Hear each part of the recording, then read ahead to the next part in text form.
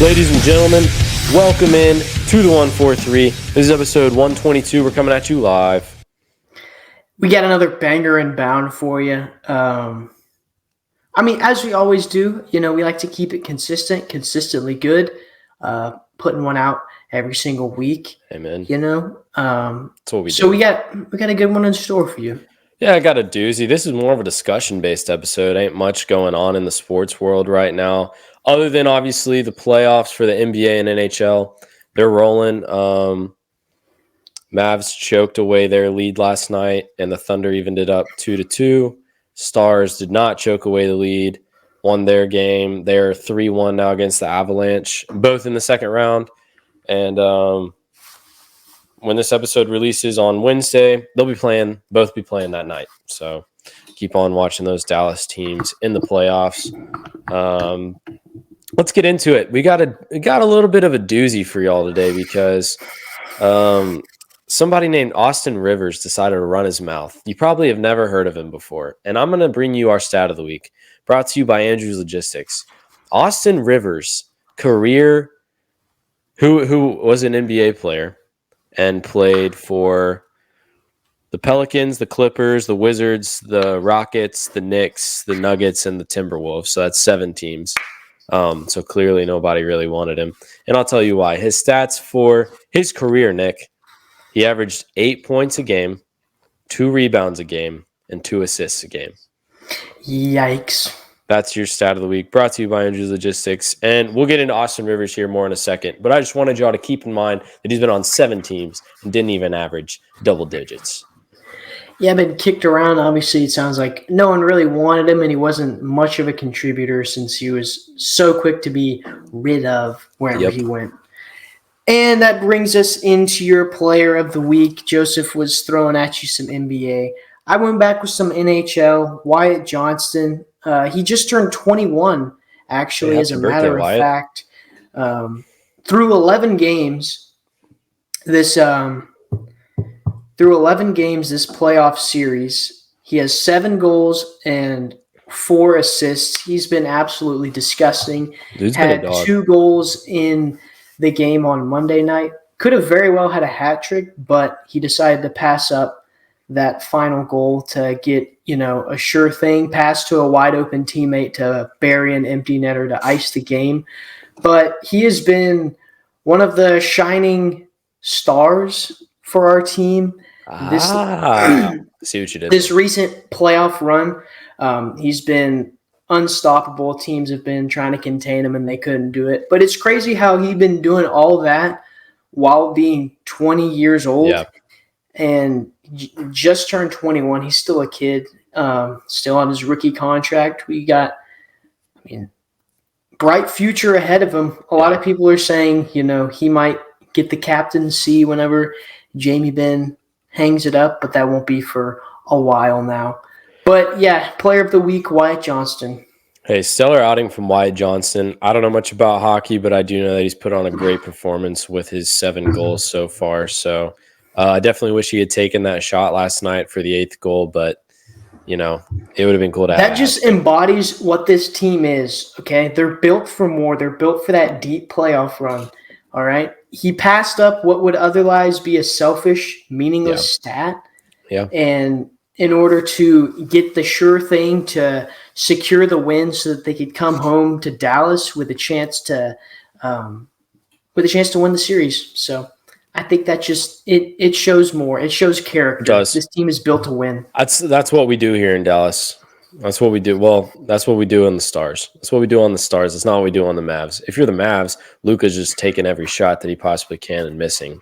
We're not going to get it. That's not what we're here to talk about. Free throws in clutch time, apparently. Yeah, we're not here to talk about Luka and the Mavs being awful in the 4th quarter last night. But if we were, I would give it to you straight. But we're actually going to talk about a quote from formerly mentioned Austin Rivers, a player in the NBA who was on 7 teams and averaged 8 points a game in his career. This is a quote that he said going on the Pat McAfee show last week. I can take 30 players right now in the NBA and throw them in the NFL. You cannot take 30 NFL players and put them in the NBA. That was Austin Rivers' quote to Pat McAfee. Obviously, the boys on the Pat McAfee show had a little bit of a problem with it. And so do we here at Under Review. And Nick, I'll just let you run with this one. This one's interesting. It's kind of tough because a lot of these professional athletes, I'd say a lot of these NBA players played football when they were growing up. Yeah, played in high school, and vice versa. And then same thing, vice versa with all these NFL players. The thing is obviously it's hard to be a professional athlete and play another professional sport that's outside of whatever it is that you do. But it's just that in the NFL, there's just a whole different mentality than there is in the NBA. Like they're a lot more killers. Yeah.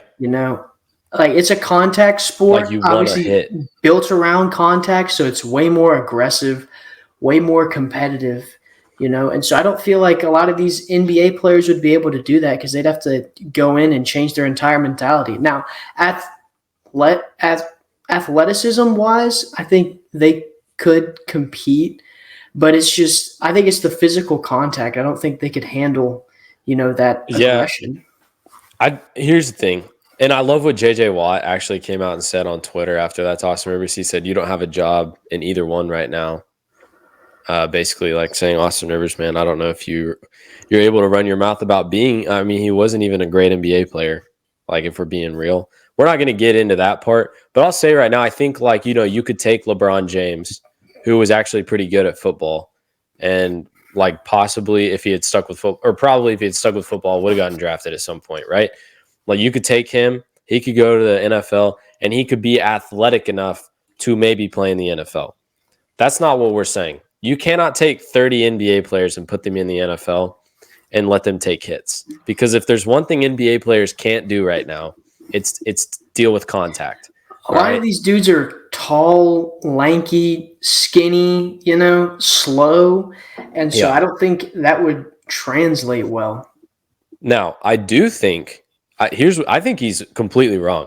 I think you can't take 30 NBA players, put them in the NFL, and they could actually like compete. What I do think is you could take some of the NFL players and put them in the NBA, because there's a lot of guys that can hoop, and their tapes come out in the offseason of them hooping because that's what they do to stay in shape. All right. Like CJ Stroud and Micah Parsons, they were legit in the Celebrity All-Star game that was done. Like I think CJ and Micah, one of them put up 40, I'm pretty sure. Like, because the NBA, it's not about contact. It's not about whether you can take it. It's just about whether you can shoot. Micah threw one down, didn't he? Yeah. Maybe?